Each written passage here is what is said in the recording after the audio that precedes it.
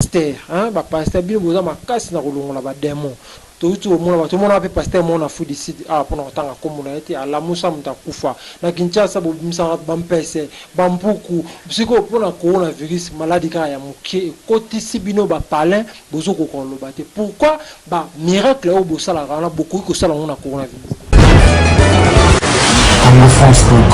à chaque fois que ceux qui battent bazo ba corona bah, comme ils sont en danger, le problème c'est qu'il faut tout élever Jésus-Christ de Nazareth. Merci beaucoup, mesdames, mesdemoiselles et messieurs, amis fidèles téléspectateurs de la 3w.congofrance.com. Merci parce que vous êtes nombreux. Merci pour votre fidélité. Vous êtes partout dans le monde en train de nous suivre. À travers cette émission, tout sur la Pona Congo, présentée par votre humble serviteur Yannick Wenge.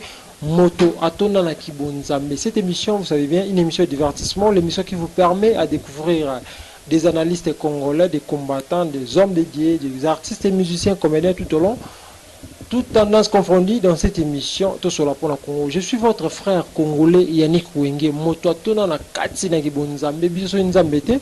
N'habitez monsieur le lot Tozara Wapi. Mesdames, mesdemoiselles et messieurs, merci beaucoup. La maman Adèle Yombo, maman Ndima qu'on va en avoir na bois comme bandun de bautiste et trisomie. Andima on va en avoir malgré le coronavirus. Alors qu'il nous ça là-bas dedans. Na ba fondation misusu bana baza toujours kitoko bana étiquette. Merci beaucoup na maman Mimindo ma partie bunda isma dans la émission na biso. Aujourd'hui na 4 émissions autour sur l'actualité avec le frère Pacifique, l'homme dédié à Zarana Mboka Oyo, tout cela malgré le confinement, tout ça toujours dans le palais, tout ça toujours dans le banda, ça fait déjà 11 jours aujourd'hui, nous sommes à la maison, on a habité les mois, fin du mois déjà. Toko zala liban na vu bakaka ba coronavirus oh tout ça na banda commun tout peut ça toujours d'information toujours un plateau à Congo France tout informé bien avec le frère Pacifique. Frère Pacifique, bonjour et bienvenue à cette émission. Bonjour papa Yani Wenge. Santé bien. Confinement toujours palais ba pasteur bu kimin non ta kebino meto ke malembe monsieur bato ke malembe ndeni confinement ça va vous ça tu as bien te kimite mais loi et pesami namboka tu respecter des lois. OK.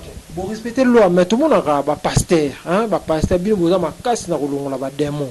Tout le monde a pasteur mon a fudi site ah pour tanga komuna ete ala musa mtakufa na Kinshasa bo bimsa bampese bampuku bisiko pona coronavirus maladie ka ya muke kotisi bino ba palin bozo ko koloba te pourquoi ba miracle au bosala kana beaucoup ko sala on a coronavirus te kimite problème est que on blanc pas avec la loi et kanaka ce qui va pesi loi namboka il faut correspondant.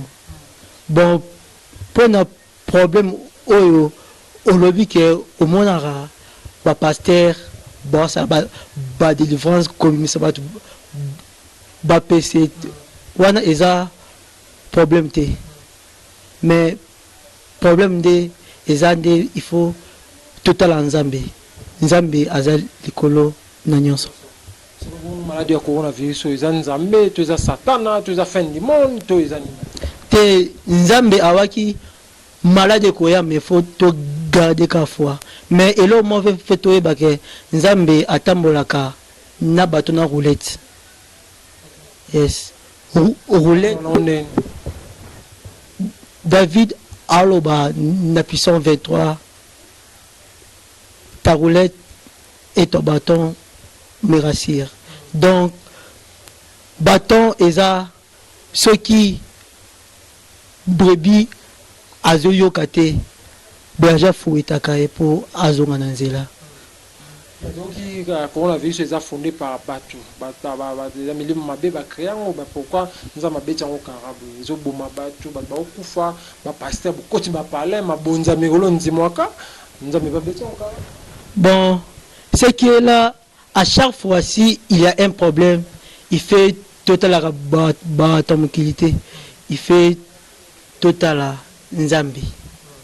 Parce que Nzambi a likolo na nyonso. Yende nyoka motako, nyoka oyo, et voilà qui ba nyoka nyonso ya Pharaon. Lui, il est capable d'avaler toute force satanique aux et respirer comme on était dans le monde. Il est capable d'avaler force ya corona. Il fait un total là. À chaque fois que ceux qui battent corona, comme ils sont en danger, le problème c'est qu'il faut élever Jésus-Christ de Nazareth. Parce que yende aza nyoka motako, yende aza likolo même ya coronavirus. Donc Zambie, il fait totombola coronavirus. Lo na yeb sa ba chrétien nyonso yangwana. Mais la moni ba lelo to sonika futa auto ko sa elo mo bo ko senga mabonza na télévision parce qu'il y a na télévision na ça émission mon radio to na télévision ate après à lobby ba to ba pesa ma dim na bango na ba mpesa na ba orange soki mani ponga za na Congo to za na Congo to za ka ba orange mani nda sengi ba mbongo ba tinda mo c'est lo ko na normal ba bana ba ndako ba kangami ba piaka ko na visi ba malade ba provision ko tumiso ba sombite ba pesa kaka mabonza o mo te ba tinda on pe na ba na orange money soki mabonza 100 francs to 1000 francs na c'est to tinda on bon fo mo ka le ka mo te ba pasteur ba cheli ba makambo so. Bon, ceux qui pasteur à Sengidim na télévision wane comme mabe. Parce que la Bible dit que vous avez réussi ça gratuit. Il faut aussi donner ça gratuit.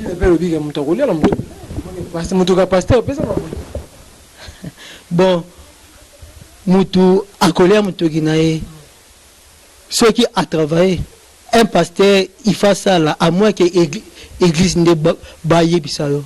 Parce que tu commandes un évangile, il y a maintenant la Bible, tu commandes un évangile, il y a Jésus-Christ, la foi de Champatier. Il y a un moni na mystère nae azoki bafeniante, azoki toujours babosser. Comme apôtre Paul, il faisait des attentes partout qu'il passait. Matthieu était co-correcteur des impôts. Pierre pécheur. Pierre azaki pécheur, mais avant de temps là, na Jésus aboiraki métier na été. Yango tout le monde qui l'air bubaluka mbongo bafuta taxe. Jésus attendait Pierre na Matthieu 17 27 que akendo kangambis na mnombis abimsambongo po bafuta taxe. Bon kosenga offrande bongo na TV eza bien te kolela na motoki eza na façon anate ba pasteur bo ba réseaux sociaux za molimo mabe 666 satan na yena bandenge mo bo biloko bele mais le bino so un peu bokomi banzamba YouTube ba maté sur YouTube ne ba kangi bino na bo ba ndako e comme côté ara na ba WhatsApp. Bon réseaux sociaux eza bien pour na kopanda sa mwelamu mais eza et comment qui mabe pour na bat o ba itizango na ndenge ya mabe ya c'est ça. Ok, merci beaucoup mesdames, demoiselles et messieurs. Émission na kati na kibonzambe, émission na kaneb sarabino Yannick Wenge moto na bonkolo ça dit na tonna na kibonzambe donc er moto ngato kimango na kimonkolo vraiment pour biso so nzambe te mais mawatro na sarabino mesdames, demoiselles et messieurs.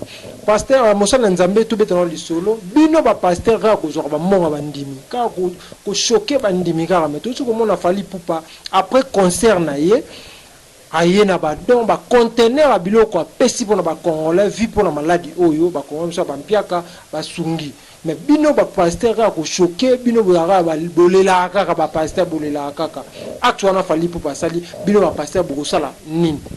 Bon la Bible dit l'homme dans ce qu'il a tozo mona mkanda ya Acte 3 verset 1er ba disciple Jésus-Christ bakutana paralytique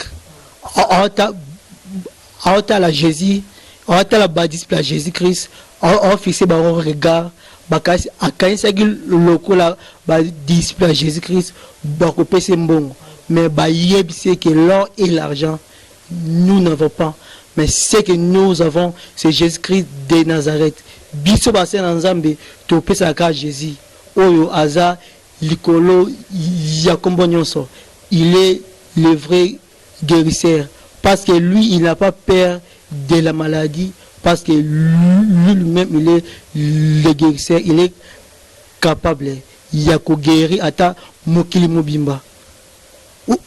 Donc, Jésus-Christ de Nazareth, Yende Aza, donne Biso Autopé Sabato. Comme à Jésus. Oui, Biso Autopé Jésus. Jésus, tu as piaka te causa déjà na Jésus et ça de la richesse. Merci beaucoup, mesdames, mesdemoiselles, vous comprenez vraiment toujours la carte d'émission sur la kaka pour tout kabwana yo mosala na nzambe. En tout cas, ba question à tout na nazwa ngo pa bato baloba ba lobby ba commissaire nga mosala na nkolo ya ni wenge commissaire biso ba question bato ba fidèle belé ba lembi ba tebele ba kufi ba ndeko ba ku ba perdre ba ndeko ba tebele ba kufi pona corona o bato bazo banga basal na nzambe ba to basambela ba bana poto partout ba vandi na banda ko bota la émission eta ke musal na nzambe le bani ko ba na bango na ministre o bota donc le ba o na ko beta ke musal na nzambe to garder ka foi na Jésus-Christ de Nazareth parce que c'est en lui qu'on va récupérer tout ce qu'on a perdu. Oui. Merci beaucoup. Moi mbote na bandeko na numéro pe téléphone pe sa poto ka mbote o nakopesa premièrement na pesi mbote et pas passer na passer les gens qui bambu na pesi mbote na bana nyonso ya alias de l'Éternel na pesi mbote na fiancé na Tandis ngui na Kinshasa na pesi mbote na rafa na Oscar Enduma na pesi mbote na rafa na Oaza pasteur na Angola Pachundo na pesi mbote na Serre Deborah na service na pesi mbote na batu nyonso o balandi biso na pesi mbote na grande sœur na ngai na États-Unis na pesi mbote na frère na nga frère wenge na mama Pierre na pesi mbote na papa Claudie Tumona na pesi mbote na assemblée nyonso na pesi mbote na corps du Christ nyonso o balandi biso mukola lelo. Merci beaucoup. Oui, tout ici. Yeah, mesdames, demoiselles et messieurs, nous sommes arrivés à la fin de cette émission. C'était pour moi un grand plaisir de recevoir pour vous un homme dédié. Il s'agit de frères Pacifique, Ndeto Yambaki Nakatia, émission la Bisso, mesdames, demoiselles et messieurs. Je suis votre frère congolais Yannick Wenge, Moto Atona Nakatia Kibonzambe. Si vous avez aimé cette émission, dis merci à frère Cédric Itouko, à Zaki, une réalisation. Il y a Image Oyo, Curtis Sima, il y a Lumière P Caméra. Merci beaucoup à Pierre Tioka, merci beaucoup à Daniela, merci beaucoup à Benilange, Azamon Kemedia a mérité, ma banque a c'est faux, ma bé. Merci beaucoup à Héritier depuis Durban. Merci beaucoup à Milor, beau-frère Nanga. Héritier, Milor, Namwasnae. Tati, na pesi nombote depuis Durban. Maman Adèle, maman n'a dit on va en avoir un bois comme un autiste, un trisomène, dit on va en avoir un coupé, ça va donc couler, ça va ndundu. Koya bota un peu la famille va ndundu. Allez, ça va bango. Nous avons pas mon maman. Maman Mimindo, la pesi mbote à partir Bundes. Les boss, je suis Didi Dipumba Babi au Congo, France, vraiment. D'ici là, portez-vous bien avec l'espoir de vous retrouver au prochain numéro. Ciao.